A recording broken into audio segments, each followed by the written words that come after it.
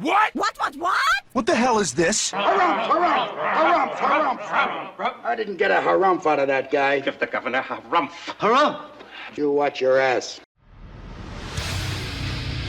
I see you shiver with anticipation.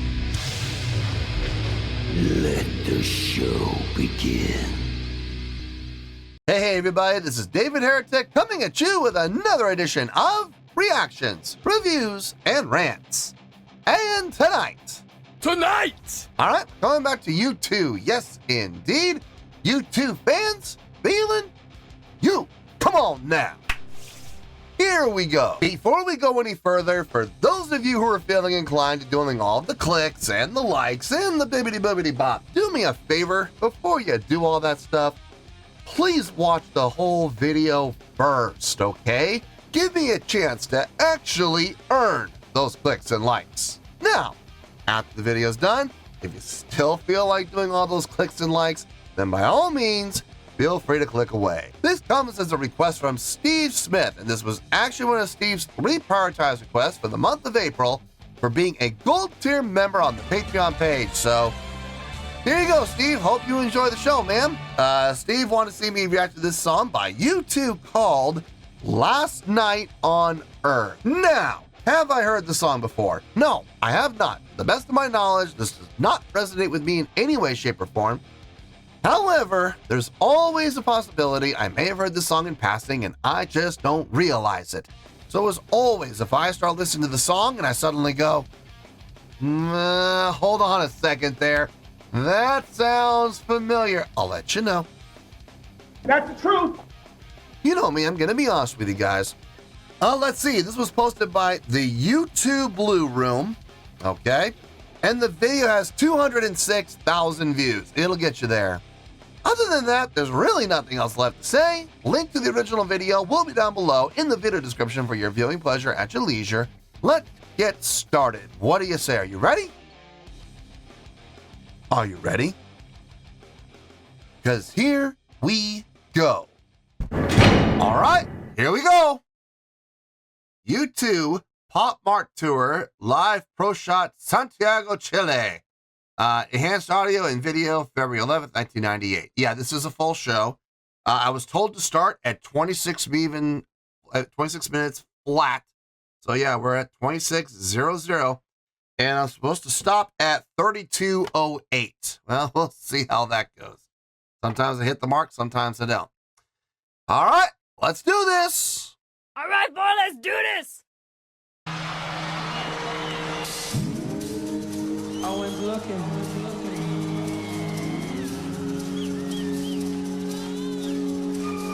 I went looking for spirits, and I found alcohol. I went looking for soul, and they sold me style. I wanted to meet God, you sold me religion.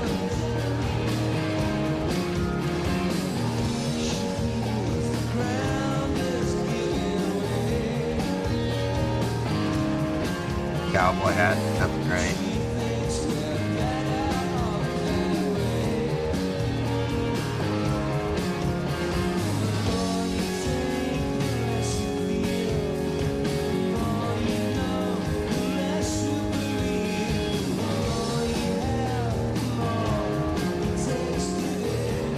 Pro shot, really?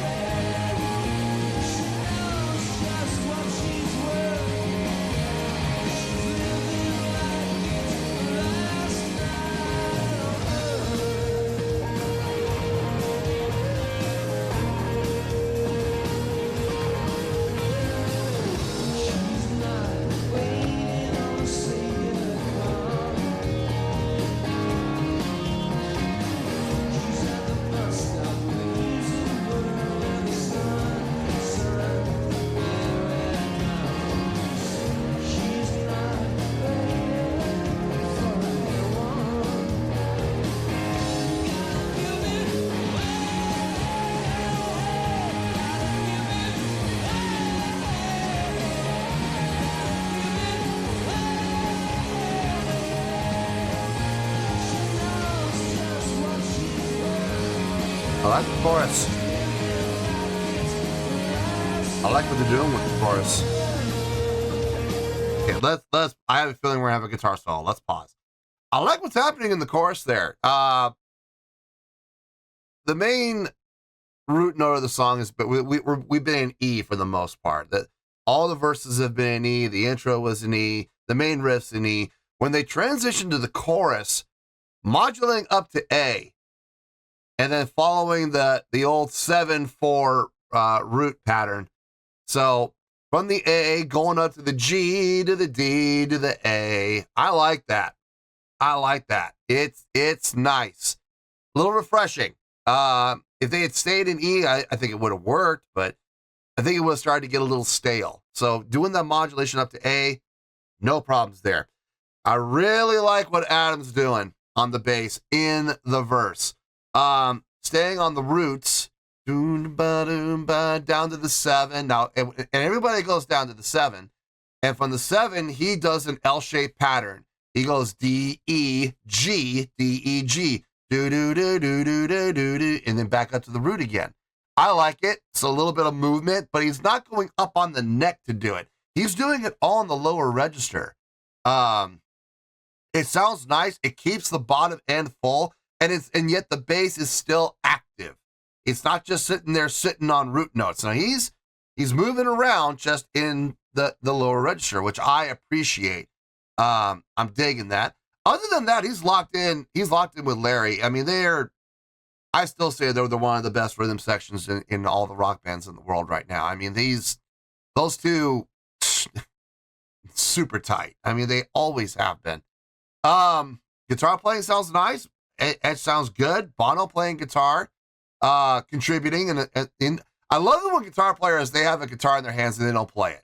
Yeah, and they just stand there with the guitar in front of them or slung behind them for the entire song. Or, they might play for the intro and then they sling it behind them and they never touch it again for the rest of the song. That is just like, I'm like, what was the point? Why are they doing this? No, Bono's actually playing, and he's contributing, and I absolutely appreciate that. Vocally, everything sounds fine. I love what's happening within the chorus. It is a call and response sort of between Bono and Edge, but they overlap each other for like 90% of it. It starts with Bono, Edge comes in, and then they layer each other, and there's some movement to create some really nice harmony work. So I like that. It sounds good. No complaints about the song, honestly. Everything sounds really good. Let's keep going here.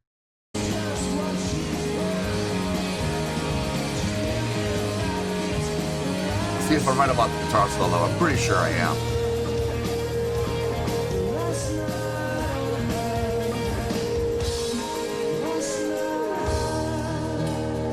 Maybe I'm not. I thought for sure we were going to get a guitar solo there.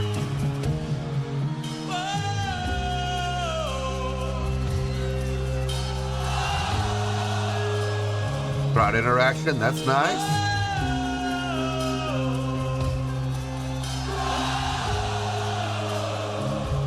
Call and response to the crowd, that's good.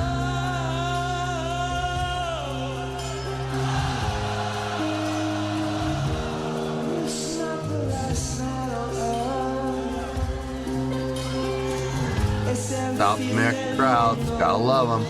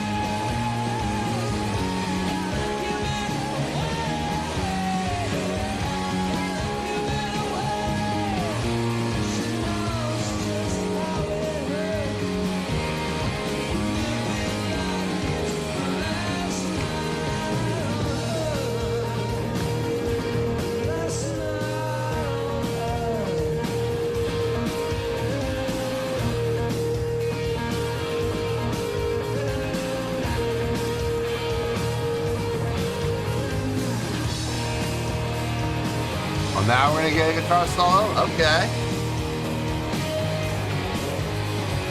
Maybe. Maybe not. Oh my god, not more fog.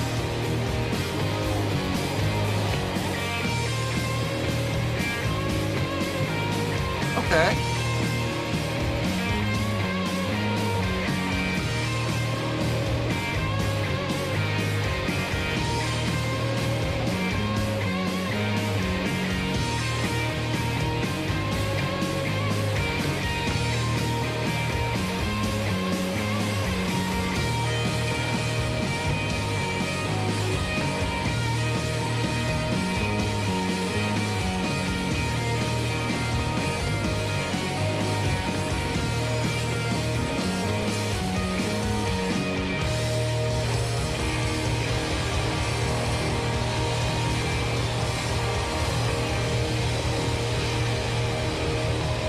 I love how the tech is right there holding onto Bono's pants like, nope, you ain't going any further.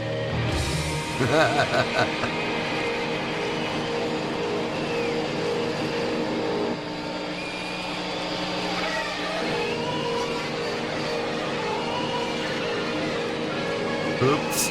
Yeah, I missed the mark. I missed the mark by quite a bit, actually. Okay, I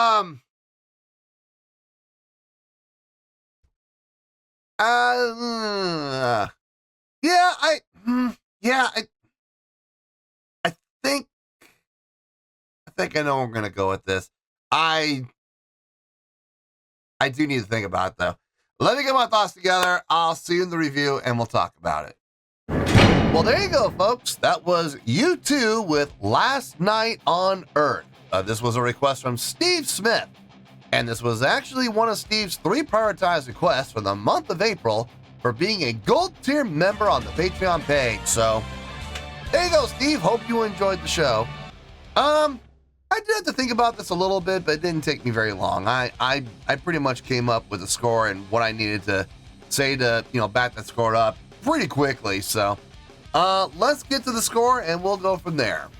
On a scale of 1 to 10, I'm going to give that overall presentation, I'm going to give that a 7.1.